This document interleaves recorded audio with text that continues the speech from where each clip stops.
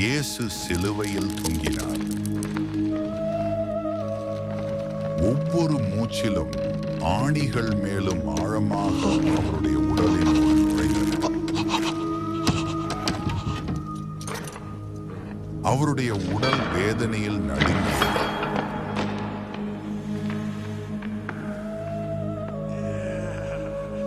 அவருடைய கைகளிலும் கால்களிலும் அதீத வலி ஏற்பட்டது. மூச்சு விட அவர் போராடினார்.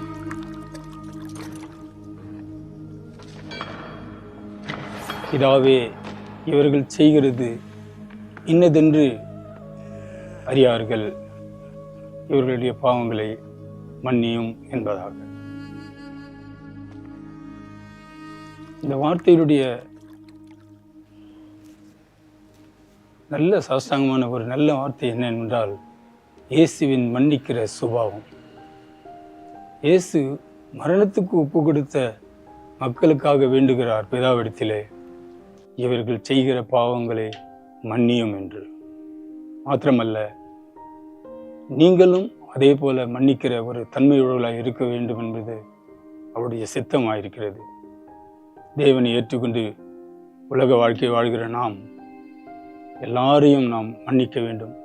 அது வேலை ஸ்தலமாக இருந்தாலும் சரி, குடும்பத்தில் இருந்தாலும் சரி, எந்த இடத்திலும் இருந்தாலும் சரி, மன்னிப்பு என்றது நம்முடைய இயேசுவை பார்த்து நாம் கற்றுக்கொள்ள வேண்டிய முக்கியமான வார்த்தை. அந்த மன்னிப்பு மனுஷனுக்கு தேவை. ஒரு சகோதரன் வந்து கேட்டான், என் சகோதரனை நான் எத்தனை முறை மன்னிப்பது என்று.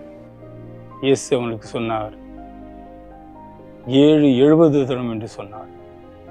770 தரம் என்று சொல்லும்போது அதை கணக்கிட்டு பார்ப்போம். என்னால் அது நம்முடைய முடிவு பரியந்தம் மரணம் வரையிலும் நாம் மன்னிக்கிறவர்களாகத்தான் வாழ வேண்டும்.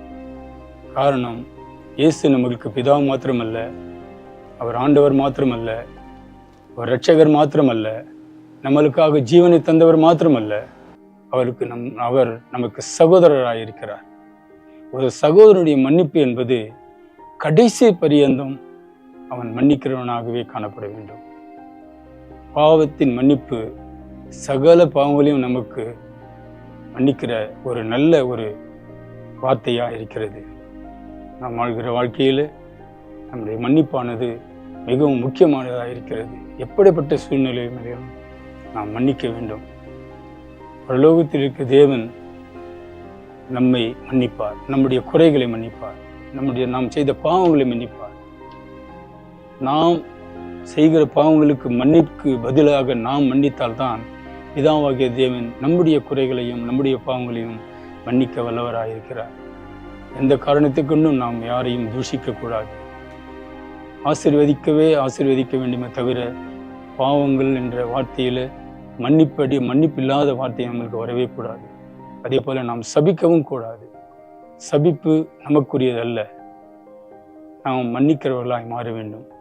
தேவனுடைய நாமம் மையப்பட நாம் வாழ்கிற வாழ்க்கையிலே நாம் மிகவும் ஜாக்கிரதையிலே வாழ்க்கையாய் வாழ்ந்து எந்தவித கோபமும் உண்டாக்கினவர்களாக இருந்தாலும் சரி, கேடு செய்கிறவர்களாக இருந்தாலும் சரி, நமக்கு மோசம் துரோகம் செய்வர்களாக இருந்தாலும் சரி, எல்லாவற்றிலும் நாம் தாழ்மையை கற்றுக்கொண்டு நம் இயேசு ராஜாதி ராஜாவாக இருந்து அவர் மரணத்தின் கடைசி நாளிலே அவர் எப்படி தாழ்மையோடு அவர் மற்றவர்களுக்காக மன்னித்து அவர் ஜீவனை விட்டாரோ, அதே போல நம்முடைய வாழ்க்கையில கடைசி பரியந்தும் எல்லாரையும் நாம் மன்னிக்கிற அனுபவம் உள்ளவர்களாய் வாழ்வது தான் மிகவும் முக்கியம் என்பதை நான் சொல்லி இந்த வார்த்தையை முடிவு செய்கிறேன். நல்ல பிதாவே, நன்றியோடு துதிக்கிறோம். இந்த நேரத்துக்காக உமக்கு ஸ்தோத்திரம். உம்முடைய வார்த்தைகளினால ஆண்டவரை நாங்கள் கேட்டோம். உம்மை போல மாற எங்களுக்கு பலனை தாரும். இதை பார்க்கிறவர்கள் ஆண்டவரே உண்மையாக மன்னிக்கிற சுபாவத்தை தாரும். ஆண்டவரே, அவன் எப்படிப்பட்ட துன்மார்கனாக இருந்தாலும், எப்படிப்பட்ட கோபக்காரனாக இருந்தாலும், எப்படிப்பட்ட மோசமான வார்த்தையில் பேசுகிறவனாக இருந்தாலும், இயேசு ராஜா உம்முடைய அன்பை அவனுக்கு வெளிப்படுத்தி அவன் இருதயத்தை மாற்றும்படியாக செபிக்கிறோம். நீ ஒருவரே மன்னிக்க சுபாவம் உள்ளவர். உம்மை பார்த்து நாங்கள் கற்றுக்கொண்டோம் ஐயா. நாங்கள் மன்னிக்கிற சுபாவமாய் மாற வேண்டும். நாங்களும் மாற்றப்பட வேண்டும், மற்றவர்களும் மாற வேண்டும். நீ தான் உதவி செய்து வழிநடத்தும்படியாய் கரங்களை தாழ்த்தி ஒப்பு கொடுக்கிறோம். உமக்கே கனத்தையும் மகிமையும் துதி ஸ்தோத்திரத்தை ஏறெடுக்கிறோம். இயேசு கிறிஸ்து பரிசுத்தமுள்ள நல்ல நாமத்தை கேட்டுக்கொள்ள எங்கள் ஜீவனில் நல்ல தகப்பன். ஆமென்.